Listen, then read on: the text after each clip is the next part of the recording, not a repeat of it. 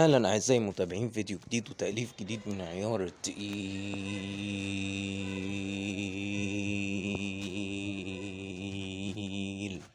جدا.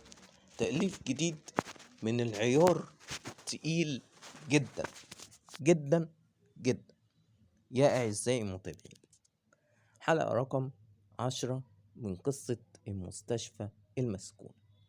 في ناس سألتني انت ليه هتطول الفيديو يا يوسف القناص؟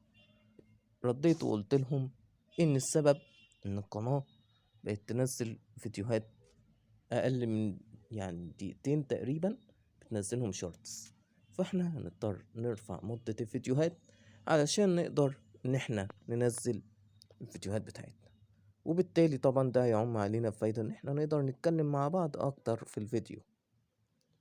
اعزائي المتابعين، حلقة رقم 10 من قصة الرعب مستشفى المسكون.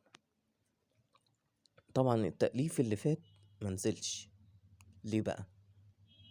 لان يا اعزائي المتابعين حصلت كارثة في القناة، ان كل الشورتس كمان اتمسحت، فكل الحلقات القديمة اللي تم تنزيلها مسبقا تم حذفها. يلا يا عم ابسط بقى.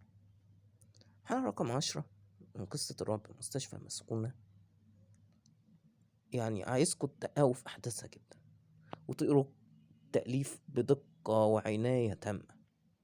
شايفين التأليف كبير ازاي؟ شايفين؟